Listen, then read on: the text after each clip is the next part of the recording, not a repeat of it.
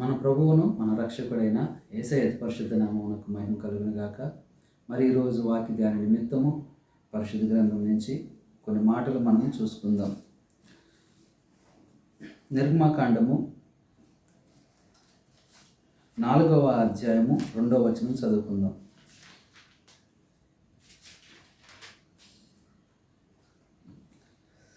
దేవుడు మోషేతో అంటున్నాడు, నీ చేతిలోనిది ఏమిటి అని అతన్ని అడిగాను. అందుకు అతడు కర్ర అనెను. దేవుని బిడ్డలారా, మనం ఇక్కడ చూసినట్లయితే దేవుడు మోషేతో మాట్లాడుతూ ఉన్నాడు. మోషే చేతిలో కర్ర ఉంది. దేవుడు అంటున్నాడు, ఆ కర్ర పట్టుకొని ఐగుప్తు దేశానికి వెళ్ళమంటున్నాడు.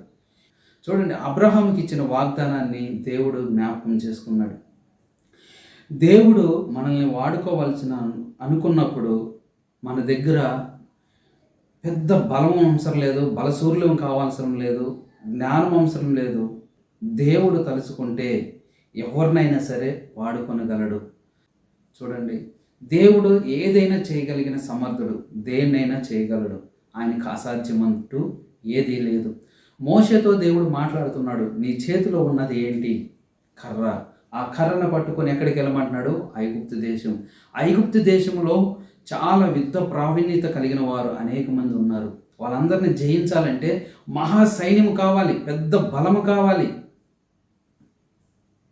ఈ లోకపరంగా చూసినట్లయితే ఒక దేశం మీదకి యుద్ధానికి వెళ్ళాలంటే ఎంతో గొప్ప సైన్యం కావాలి.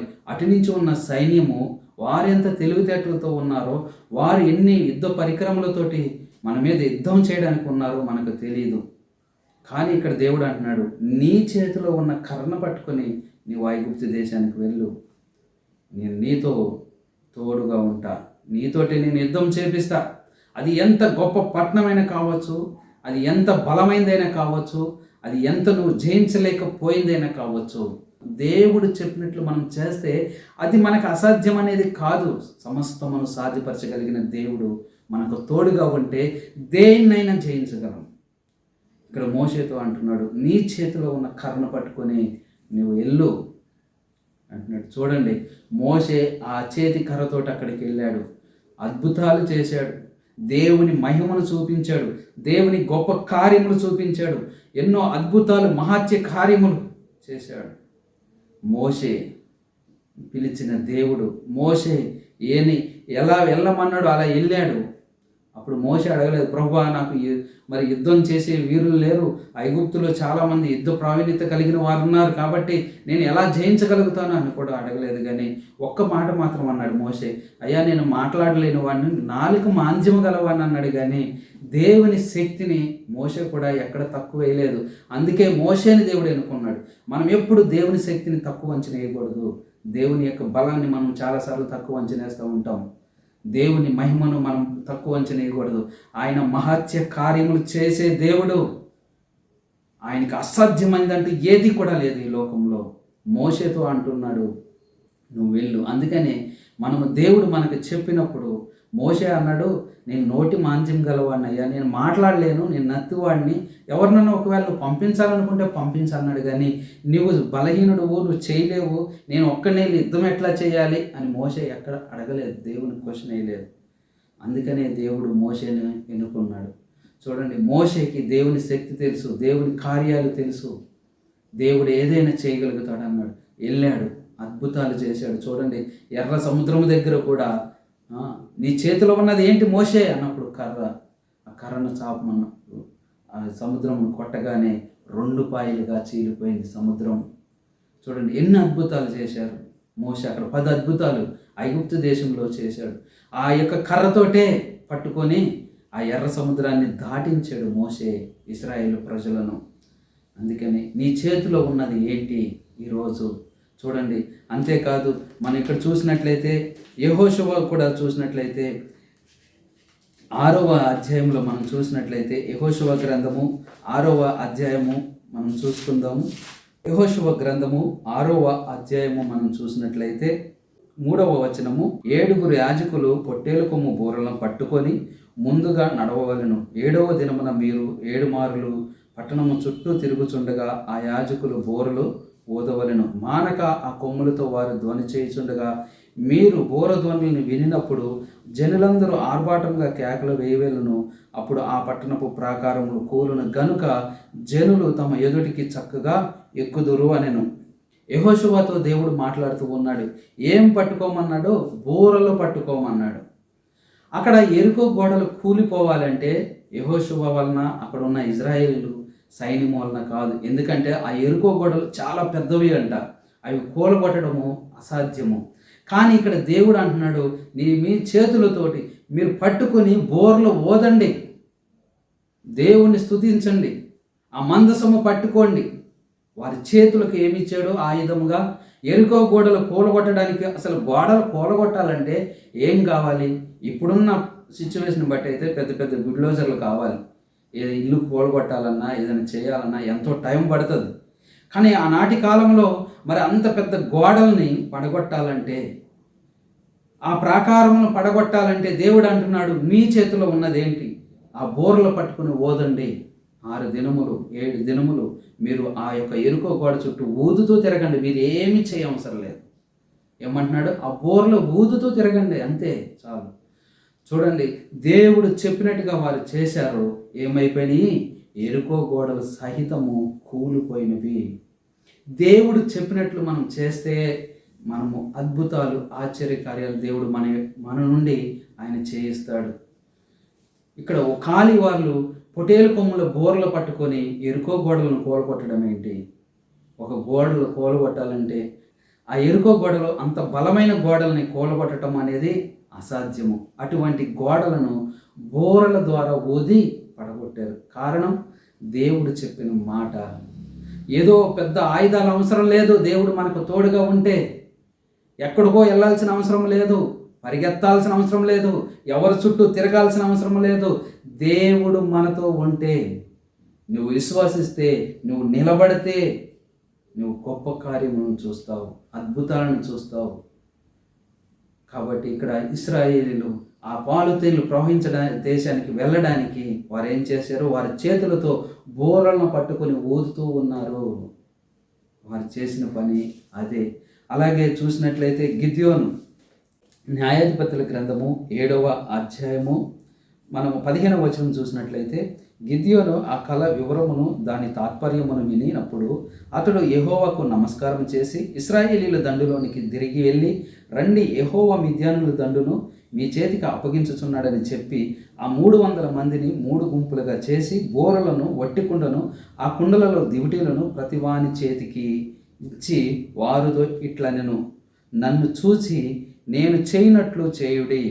ఇదిగో చూడండి, ఇక్కడ గిద్యోనుతో దేవుడు మాట్లాడుతూ ఉన్నాడు. గిద్యోను మిడత దండు లాంటి సైన్యం మీదకి 300 మందితో వెళ్తున్నాడు.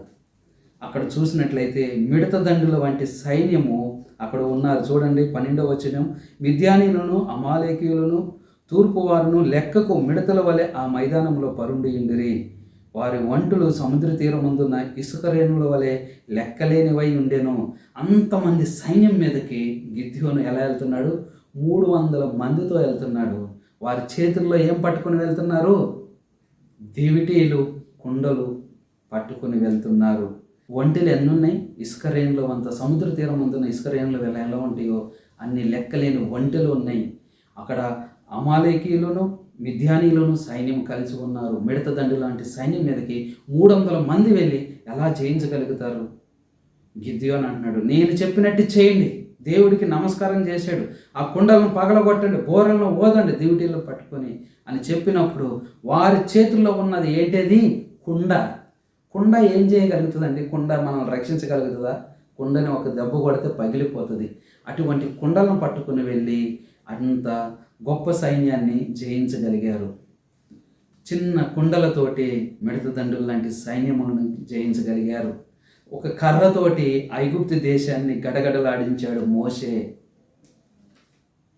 బోర్లతోటి యెరికో గోడలు కూలగొట్టాడు యెహోషువ, బోర ధ్వనులతోటి.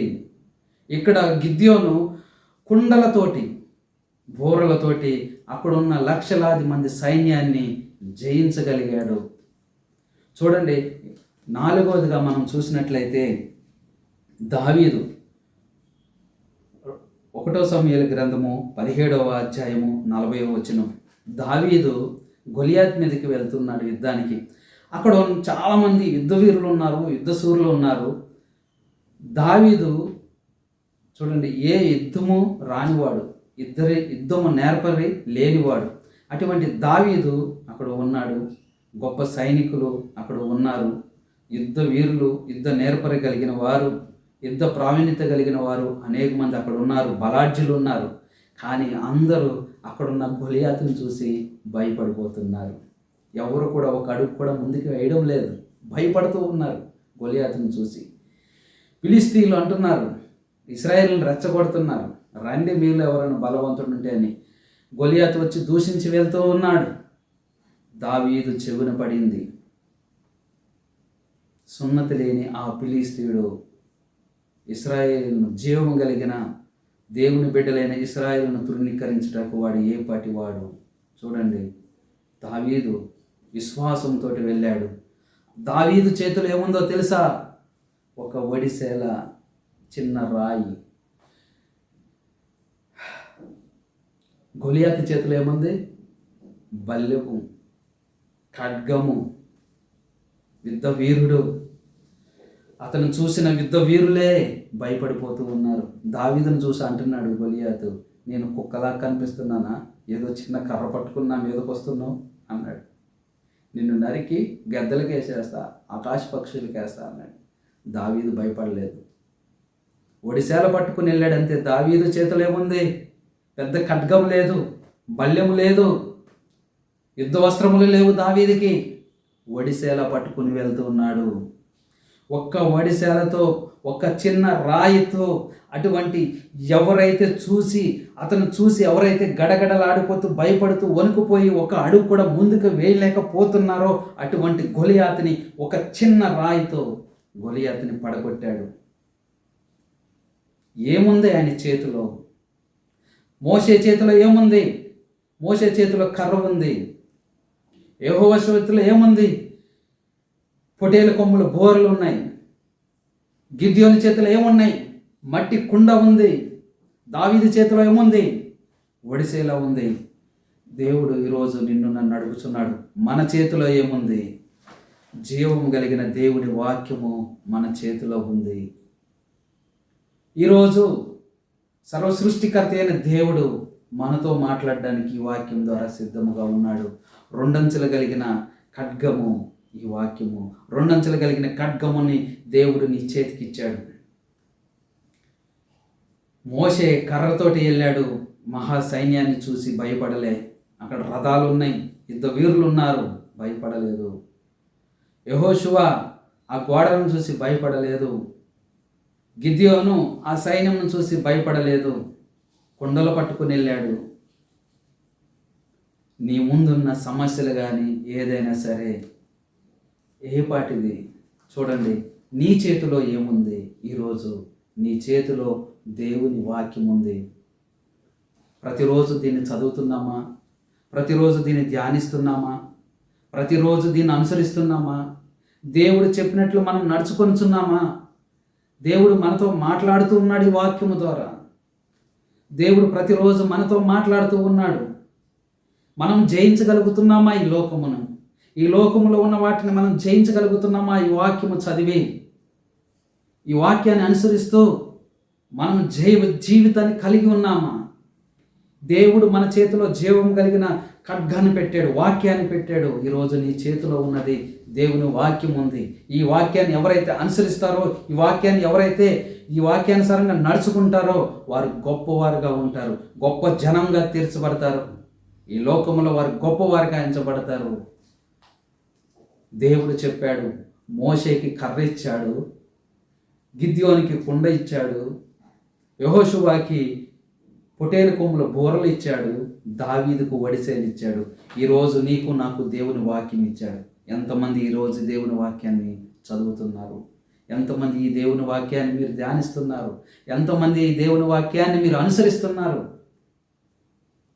దేవుడు ప్రతిరోజు నీతో నాతో మాట్లాడాలని, ఆయన ప్రతిరోజు మనతో సంభాషణ చేయాలని మన చేతిలోకి వచ్చాడండి దేవుడు. ఆ జీవం కలిగిన దేవుడు ఈరోజు మన చేతిలోకి వచ్చాడు. నీతో నాతో మాట్లాడాలని ఆశపడుతున్నాడు. నిన్ను నన్ను గొప్ప జై జీవితాన్ని ఇవ్వాలని ఆశపడుతున్నాడు. మన జై జీవితం కలిగి జీవించాలి ఈ లోకంలోనే ఆశపడుతున్నాడు. ఈ లోకంలో ఉన్న వాటిని నువ్వు జయించగలగాలంటే నువ్వు ఏదైతే దేన్నైతే నువ్వు జయించలేకపోతున్నావో, ఏదైతే నువ్వు అనుసరించలేకపోతున్నావో, ఇదిగో దేవుని వాక్యాన్ని అనుసరించు, నీవు జయించగలుగుతావు. ఈ లోకంలో ఏదైతే నీకు అసాధ్యంగా ఉందో దాన్ని సాధ్యపరచగలిగే దేవుడు నీకు తోడుగా ఉన్నాడు. ఆయన నీకు జై జీవితాన్ని ఇస్తాడు. ఇది నాకు అసాధ్యము అని నువ్వు అనుకుంటున్నావేమో, దిగులు పడుతున్నావేమో, వేదనతో కృంగిపోతున్నావేమో, ఇది నాకు అసాధ్యము, నేను ఇది ఏమి చేయలేను, ఇది నా వల్ల కాదు అనుకుంటున్నావేమో. ఈరోజు నీ వల్ల అవుతుంది దేవుని బిడ్డ, నువ్వేదైనా చేయగలవు. ఇదిగో దేవుడు నీ చేతిలో ఉన్నాడు. ఒక కర్రతోటి ఐగుప్తు దేశాన్ని గడగడలాడించాడు మోషే. పొటేలు కొమ్ము బోర్ల పట్టుకొని యెహోషువ ఎరుకో గోడలను కూలగొట్టాడు. గిద్యోను మట్టి కుండలతో మిడత దండుల లాంటి సైన్యాన్ని జయించగలిగాడు. ఒక ఒడిసేలతో చిన్న రాయితో దావీదు గొలియాతుని జయించగలిగాడు. ఇశ్రాయేలీయులు అక్కడ ఉన్న వీరులందరూ చూసి భయపడిపోతూ వణుకుపోతున్న ఆ సమయంలో దావీదు చిన్నవాడు ఒడిసేల పట్టుకొని వెళ్ళి దావీదు గొలియాతుని జయించగలిగాడు. ఈరోజు దేవుడే నీ చేతిలో ఉన్నాడు. నువ్వెందుకు జయించలేవు? నువ్వెందుకు సాధించలేవు? నువ్వెందుకు కృంగిపోతున్నావు? నువ్వెందుకు కన్నీరిడుస్తున్నావు? ఎందుకు దిగులు పడుతున్నావు? వేదనతో నలిగిపోతున్నావు? ఈరోజు దేవుడే నీ చేతిలో ఉన్నాడు. దేవుని వాక్యాన్ని మనం ధ్యానిస్తే ఏమి చేయాలో, ఏమి చేయకూడదో, ఎలా నడవాలో, ఎలా నడవకూడదో దేవుడు ప్రతిరోజు నీతో నాతో మాట్లాడతాడు. నువ్వు జయించగలుగుతావు. జయ జీవితాన్ని దేవుడు నీకు ఇస్తాడు. దేవుని వాక్యాన్ని మనం ధ్యానిద్దాం. ఈరోజు నీ చేతిలో ఉన్నది ఏమిటి అని దేవుడు మనతో మాట్లాడాడు. ప్రార్థన చేసుకుందాం.